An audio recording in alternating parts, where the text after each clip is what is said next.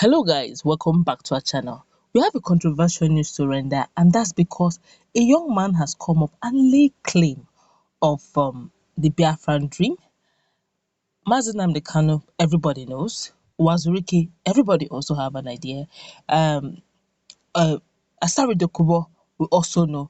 But this person and laying very strong claims, and he has quite a lot of things he needs to say.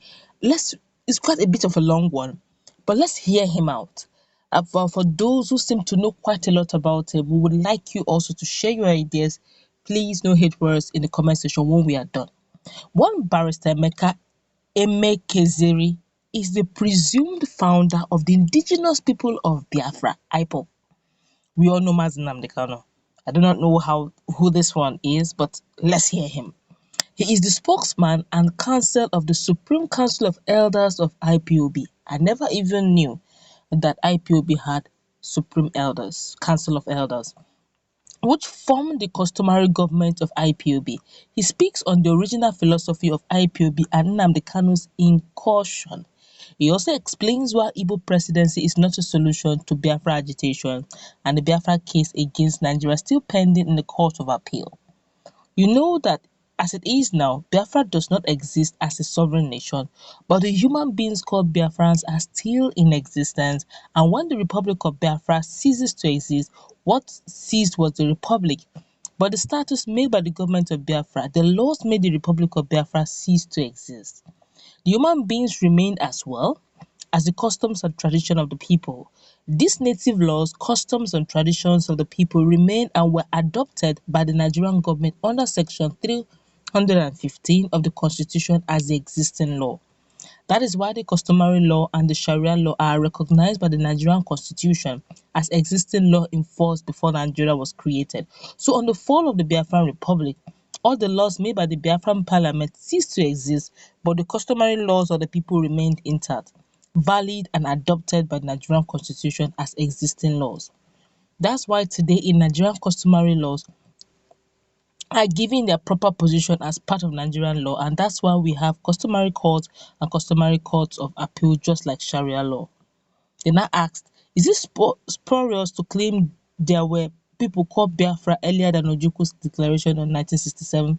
You see, Biafra had existed about 500 years before Nigeria was created. It was actually a new country that was declared by the 1967 proclamation of Biafra, but it was like a restoration of the old Biafra. There was no Nigeria ab initio. We had three regions from where Nigeria was carved out in the 16th century. We had the Zamfara region in the north, the Biafra region in the east, and the Benin Kingdom in the west.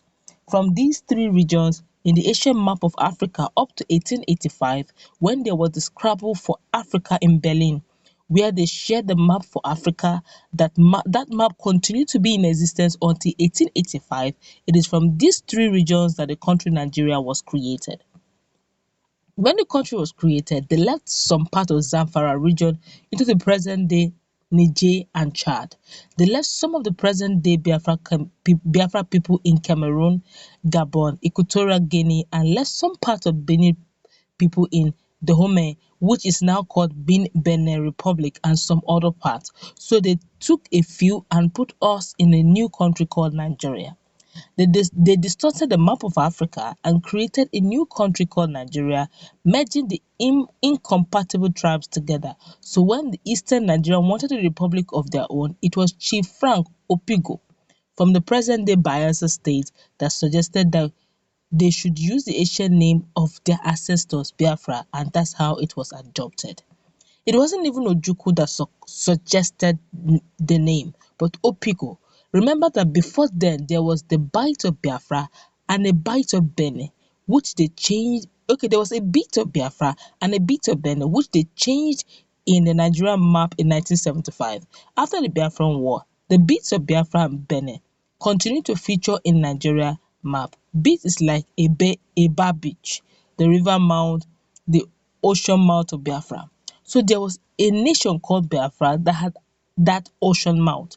In 1975, the Nigerian government made a law called the Bight of Bonny Act to replace the Bight of Biafra. So our history shows there was Biafra before Ojukwu Declaration of Biafra. He now said, they now asked, if such is the case, why is the present day Biafra limited to the Igbo tribe alone? He now answered, that is because when the war was fought, the enemy sowed the seed of discord among Biafrans, that some Biafrans decided to deny their identity, especially the Biafrans of the South South and other areas that decided so. It was a mechanism for self-preservation. In other words, when the enemy catches on you, you will say, I am not a Biafran, to save your life. Such is the usual in the war situation. In a war situation, people out of fear decided to deny their identity. It's there in the Bible when Peter denied Jesus Christ to stay alive, but he repented. So I am now expecting those who deny Biafra to stay alive to now come back and accept we are Biafrans. We lost our sovereignty, but our identity is not lost, which is what I have argued in court face to face with Nigerian lawyers. What we lost was our ability to govern ourselves, but we are still the remnant of the Biafra that were not consumed. Then I asked him, how come everything about IPOB is now centered on Nnamdi Kanu? He now answered, I don't know how to describe Nnamdi Kanu, but without apologies, I have come to say that Nnamdi Kanu is the worst evil I have met on the earth. Tell him I said this. I pray God to give me the ability to forgive that boy. He destroyed everything we built. He came from Masop and joined us in IPOB. I didn't know who he was. It was just unfortunate. I created that name Indigenous People of Biafra and I wrote it in my book, Biafra or Nigeria Presidency. What do Igbos want? And gave reason I called it IPOB. While I was writing the book from 2007 to 2011, the United Nations passed a law called UN Declaration of Rights of Indigenous People in 2007. So I instituted a case at the Owerri Federal High Court in 2012 and served notice on Nigerian government that we are all indigenous people of Biafra since we were not all consumed by the war. Then someone now asked, what were your prayers in the suit? He said, the prayer was for self-determination because we took the law. Fortunately, the Nigerian government enacted the right of the people to self-determination. The Nigerian law, Cap 10 of the Federation 1990, Articles 19 to 25, enacted the right of the indigenous people to self-determination. So I picked it up by original summon, let the Attorney General of the Federation come to court to interpret this law, whether by such provisions indigenous people have the right to self-determination, and if so, we ask for it. There were many prayers, including the prayer Ohanes Ndigbo brought before the National Assembly dated June 28, 2012, where Ohanes Ndigbo brought a memorandum to the National Assembly to create 6 autonomous self-governing regions in Nigeria. Then I asked him, was that Ohanese proposal not akin to restructuring? He answered, say yes it is. We are still using the language for devaluation of powers to the region's government, with the politicians now call restructuring, what the politicians now call restructuring. But we are talking about regionalization, that is devolving powers to the regions to govern themselves as it is in Britain, where you have Scotland, Ireland, Wales, 4 countries in one, each one govern itself, yet they're all British. In the same thing can happen. I said the same thing can happen in Nigeria too. We can still have Biafra, Arawa, Oduduwa, and whatever name you want to call yourself within one Nigeria. Self-determination means you have the right to determine your political status. What Nina asked, what is wrong with the present structure of Nigeria? He now said the present structure Nigerian structure is obnoxious, deadly, terrible, and hinders growth. It is neither unitary or federal. If it were federal, everything cannot be concentrated at the center. It's like a fraudulent entity packaged to enrich some people. Then I asked him, what was your original plan for the establishment of IPOB?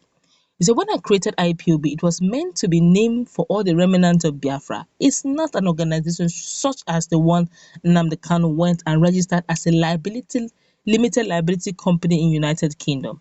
When he was ostracized from IPOB because of his useless behavior, he went and used our name, IPOB, and registered it as a limited liability company. Because he is not a lawyer, he didn't know what I was doing. In the first case I filed, not as a legal entity, because you cannot sue a legal entity as it is an or amorphous body. With Billy Human Rights Initiative, the elders of IPOB signed the legal instrument authorizing Billy Human Rights Initiative to sue on behalf of indigenous people of Biafra. They now asked him, how come you and the elders allowed Nnamdi Kanu to upsurge you and take over IPOB? He answered, well, we still blame ourselves. When he joined from Masob, he told us a lot of stories and accused Ralph Uwazurike of a lot of things. He said Uwazurike started a Radio Biafra for him in 2009 and stopped financing him. There were about 5 of them, including Uche Mefo, who fell out with Uwazurike and they joined us after we had lodged the suit. After meeting, we continued support of their Radio Biafra, and that was the mistake. I trusted them, but I didn't know. Sometimes they would invite and interview me with their laptop in a room. It's an internet radio and they would be broadcasting. I didn't know much of their stuff because they were experts in that. Do you know Dr. Dozie Ikedi Dave, that's late, in 2013 made a broadcast in that radio from Nigeria and his voice was heard all over the world and he addressed all Biafrans. So we saw him as a good help that could help in media and the elders accepted him. Initially, he was doing well. Even though I created the name Indigenous People of Biafra, I didn't make myself a leader but gathered the elders who became leaders of IPOB because under our customary law, it is the leaders that have the right to gather their children. I took the legal aspect and that's why I'm the solicitor for IPOB. The leader is Justice Eze Ozugbo, that's late now.